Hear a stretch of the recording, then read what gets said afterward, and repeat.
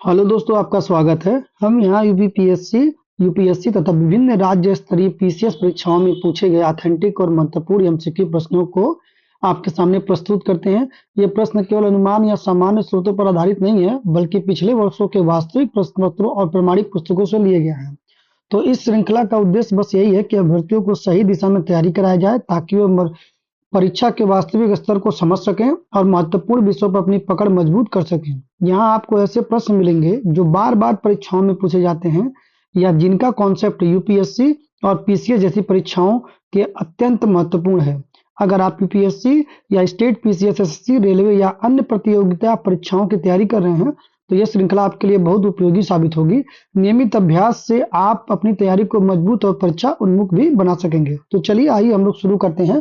पहला प्रश्न हमारा जो कि है कि राज्यसभा के सदस्य बनने हेतु अर्हताओं के संबंध में निम्नलिखित अभिकथनों पर विचार कीजिए तथा उसके नीचे दिए गए कूट से सही उत्तर चुनिए। ये देखिए एमपीपीसीएस 2008 में पूछा गया प्रश्न है। तो पहला कथन है कि उस व्यक्ति की आयु कम से कम 30 वर्ष होनी चाहिए। बिल्कुल सही है। राज्यसभा में सदस्य बनने के लिए न्यूनतम आयु 30 वर्ष। जहां से व्यक्ति को निर्वाचित किया जाता है, उस राज्य की मतदाता सूची में मतदाता के रूप में पंजीकृत होना चाहिए। ये कोई अनिवार्य नहीं है। राज्य के अंतर्गत लाभ का पद धारण नहीं होना चाहिए। ये बिल्कुल सही है। तो यहाँ पर बी ऑप्शन जो होगा वो राइट आंसर हो जाएगा आपका। नेक्स्ट क्वेश्चन है जो बीपीएससी 2008 में पूछा गया है। किस सदन में अध्यक्षता करने वाला अधिकारी उस सदन का सदस्य नहीं होता है? तो राज्यसभा का ये राइट आंसर है, क्योंकि यहाँ पे जो अधिकारी होता है सभापति होता है। सभापति कौन होता है? तो सभापति होता है आपका उप राष्ट्रपति होता है। चलिए नेक्स्ट है आपका, राज्यसभा से संबंधित निम्नलिखित कथनों में से कौन सा एक सही है? यूपी पीसीएस मेंस 2011 में पूछा गया प्रश्न है। तो राज्यसभा का विघटन नहीं होता है। ये बिल्कुल राइट है। बाकी आपको देखने की कोई जरूरत ही नहीं है। जब एक सही हो गया तो तीनों क्या हो जाएंगे? अपने आप गलत हो जाएंगे। राज्यसभा के चुनाव के लिए अपेक्षित न्यूनतम आयु क्या है? तो देखिए राज्यसभा के चुनाव के लिए जो अपेक्षित न्यूनतम आयु है वो 30 वर्ष की होनी चाहिए। नेक्स्ट है आपका 46वां प्रश्न है, निम्नलिखित विशेषाधिकारों में से कौन से भारत के संविधान द्वारा राज्यसभा को प्रदत्त किए जाते हैं? तो राज्यसभा का जो एक विशेषाधिकार है अखिल भारतीय सेवाओं का पद सृजन करना। तो जहां कहीं भी ऑप्शन में आपको दिखे केवल एक ही इसके पास पावर है। ये आईएएस 2012 में प्रश्न पूछा गया है। तो यहाँ पर देख लीजिए, जो राज्य वर्तमान राज्यपाल परिवर्तित कर सकता है राज्य का नाम, ये इसके हाथ में नहीं होता है। संसद को राज्य सूची में निहित विषयों में एक या अधिक अखिल भारतीय सेवाओं में सृजन प्रस्ताव करना। तो यही आपका राइट आंसर है। बाकी आंसर इसका क्या होगा आप पढ़ लीजिएगा। ये सब इसके अधिकार नहीं है। भारतीय संविधान के अंतर्गत निम्नलिखित में से कौन सा अनुच्छेद संसद को राष्ट्रीय हित में राज्य सूची के विषय में संबंध में विधि बनाने के लिए शक्ति प्रदान करता है? देखिए ये होता है आपका अनुच्छेद 249 के तहत। इसको एकदम याद कर लीजिएगा। यूपी पीसीएस 2012 में पूछा गया है। ठीक। तो राष्ट्रीय हित में राज्य सूची के विषय में संबंध बनाने का शक्ति कौन प्रदान करता है? अनुच्छेद 249। वो भी राज्य सूची पे अगर विषय पे अगर वो बनाते हैं तो उनको कहीं ना कहीं राज्य की सरकार से आपको राज्य सरकार आपसे आग्रह करेगी, तभी आप सूची बना सकते हैं। ध्यान दीजिएगा। अड़सठवां क्या है, निम्नलिखित कथनों में से कौन सा एक भारत के संविधान की चौथी अनुसूची से सही सही वर्णित करता है? तो जो चौथी अनुसूची है वो इसमें राज्यसभा में स्थानों का आवंटन के रूप में है। तो ये आपकी चौथी अनुसूची के लिए डी आपका ऑप्शन सही होगा। इसे याद कर लीजिएगा। फैक्चुअल क्वेश्चन है, आईएएस 2001 में पूछा गया है। फिर आपका राज्यसभा की निश्चित संख्या कितनी होती है? तो मैं आपको बता दूं, यहाँ पे होती है आपकी 250। एमपीपीसीएस 2010 में प्रश्न पूछा गया है। नेक्स्ट क्वेश्चन है, निम्नलिखित राज्य युग्मों में से किसके राज्यसभा में समान प्रतिनिधित्व प्राप्त है? तो आप देखिएगा, आंध्र प्रदेश जो कि 11 है, गुजरात भी क्या है 11 है। यही आपका जो पहला जो आपका ऑप्शन है वो बिल्कुल सही रहेगा। तो ध्यान दीजिएगा।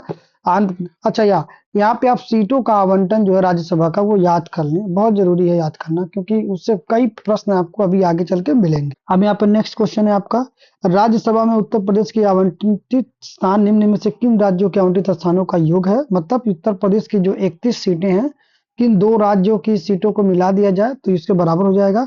तो पहला है आपका आंध्र प्रदेश तथा मध्य प्रदेश, दूसरा है आंध्र प्रदेश तथा तमिलनाडु, और तीसरा बिहार तथा गुजरात, और चौथा है महाराष्ट्र तथा कर्नाटक। तो देखिए महाराष्ट्र और कर्नाटक, महाराष्ट्र की आपकी 19 सीटें हैं, कर्नाटक की आपकी 12 सीटें हैं। याद कर लीजिएगा। दोनों को अगर मिलाएंगे तो हो जाएगी आपकी 31 सीटें, जो उत्तर प्रदेश के सीटों के बराबर हैं। तो ये तो आपका फैक्चुअल क्वेश्चन था। अगर आप सीटों का आवंटन देख लेते हैं तो कई सारे प्रश्न ऐसे पूछे जाते हैं पीपीसीएस में जो आप आसानी से डील कर पाएंगे। नेक्स्ट क्वेश्चन है आपका, राज्यसभा के सदस्य चुने जाते हैं कहाँ कि 4 वर्ष के लिए? नहीं।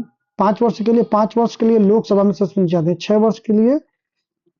ये बिल्कुल सही है कि 6 वर्ष के लिए चुने जाते हैं। आजीवन नहीं होता है, आजीवन राज्यसभा का कार्यकाल चलता है, जबकि सदस्यों का कार्यकाल कितना दिन का? 6 वर्षों का होता है। देखिए बीपीएससी के 2 साल ये लगातार प्रश्न पूछे गए हैं।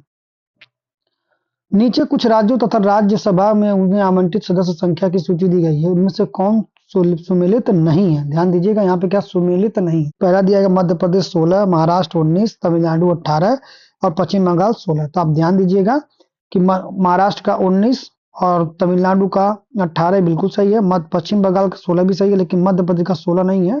मध्य प्रदेश का यहाँ पे ज्यादा होगा। प्रश्न है, राष्ट्रपति द्वारा राज्यसभा में कितनी व्यक्ति नाम निर्दिष्ट किए जाते हैं, मतलब मनोनीत किया जाता है? देखिए 2 बार बीपीएससी में प्रश्न पूछा गया है, कितने सालों के अंतर के बाद पूछा गया है, तो कोई गारंटी नहीं कि कब ये पूछा जाएगा। तो मैं आपको बता दूं 12 सदस्य राष्ट्रपति क्या कर सकता है? राज्यसभा में मनोनीत कर सकता है। निम्नलिखित में से किस राज्य से राज्यसभा के लिए सबसे कम सदस्य निर्वाचित किए जाते हैं? झारखंड, छत्तीसगढ़, जम्मू कश्मीर, हिमाचल प्रदेश। इसका सही आंसर होगा आपका हिमाचल प्रदेश। जम्मू कश्मीर से 4 किए जाते हैं, छत्तीसगढ़ से में भी 5 किए जाते हैं और झारखंड से आपके 6 किए जाते हैं। लेकिन यहाँ पर जो हिमाचल प्रदेश से होता है वो 3 ही होते हैं। तो यहाँ पर राइट आंसर क्या होगा आपका? हिमाचल। इसको आप देख लीजिएगा, थोड़ा सा क्लियर कर लीजिए। यदि सरकार राज्यसभा में पराजित हो जाए तो क्या होता है? तो सरकार अगर राज्यसभा में पराजित हो तो प्रधानमंत्री अपना त्यागपत्र देता? बिल्कुल नहीं। प्रधानमंत्री तो लोकसभा के प्रति उत्तरदायी होता है। संसद भंग हो जाती है, ये भी नहीं होगा। राष्ट्रपति शासन लागू हो, जब संसद भंग नहीं होगा, त्याग पत्र राष्ट्रपति शासन लगने की कोई वजह ही नहीं बनती है। उपयुक्त में से कुछ नहीं होगा, बेरी से बहुत से यही होगा कि उपयुक्त में से कुछ नहीं होगा। ये बीपीएससी 1999 में पूछा गया प्रश्न है। नेक्स्ट है आपका, निम्नलिखित में से कौन सा राज्यसभा की एकांतिक शक्ति के अंतर्गत आता है? तो मैंने बताया था नई अखिल भारतीय सेवाओं का सृजन। ये आप जहां भी देखिए तुरंत आंसर मारिए, बाकी तीनों को देखने की जरूरत नहीं है। राज्यसभा को भंग करने का अधिकार किसे प्राप्त है? तो राज्यसभा, देखिए कितना बढ़िया प्रश्न पूछा है। राज्यसभा को भंग करने, राज्यसभा कभी भंग ही नहीं होती है। तो ना उपराष्ट्रपति, ना राष्ट्रपति, ना सर्वोच्च न्यायालय, किसी का ऐसा अधिकार नहीं है। तो उपयुक्त में से कोई नहीं, यही आपका राइट आंसर हो जाएगा। फिर है, राज्यसभा के संबंध में इनके में से कौन सा कथन सही है? 2000 में पूछा गया प्रश्न है। इसके 1/3 सदस्य प्रति 2 वर्ष अवकाश प्राप्त करते हैं, यही सही है। बाकी आप जो भी है उसे आप इरेज कर दीजिए, खत्म हो जाएगा। 60वां प्रश्न है, प्रथम अभिनेत्री जो राज्यसभा के लिए नामांकित की गई थी 2008 में पूछा गया है, वो थी आपकी नरगिस दत्त। बी ऑप्शन आपका राइट आंसर है। नेक्स्ट है, हमारे संविधान के अनुसार राज्यसभा का कार्यकाल क्या होता है? तो राज्यकाल का जो कार्यकाल होता है वो अनंत काल के लिए होता है। कैसा होता है? अनंत काल के लिए होता है। तो 2 वर्ष नहीं, प्रत्येक वर्ष नहीं, प्रत्येक 6 वर्ष नहीं, क्या होता है? अस्थायी होने का विघटन उसका नहीं होता है। तो ये आपका चिरस्थायी होता है। तो ये तो थे आपके 61 प्रश्न। और लास्ट जो है आपका प्रश्न है 62, राज्यसभा को अस्थायी सदन कहते हैं क्योंकि सभी सदस्य आजीवन सदस्य होते नहीं, वो 6 वर्षों के लिए होते हैं। इसे विघटित नहीं किया जाता, बिल्कुल सही है। कुछ सदस्य प्रति 2 वर्ष में अवकाश ग्रहण करते हैं, ये भी सही है। तो बी और सी दोनों आपका क्या होगा? राइट आंसर होगा। तो मैं आशा करता हूँ ये जो सीरीज है आप लोगों को पसंद आई होगी। अगर आपको ये ऑथेंटिक एमसीक्यू प्रैक्टिस उपयोगी लगी हो तो वीडियो को लाइक करें, चैनल को सब्सक्राइब करें और अपने दोस्तों के साथ जरूर शेयर करें ताकि वे भी यूपीएससी और पीसीएस की बेहतर तैयारी कर सके। मिलते हैं अगले वीडियो में कुछ और महत्वपूर्ण प्रश्नों के साथ। धन्यवाद।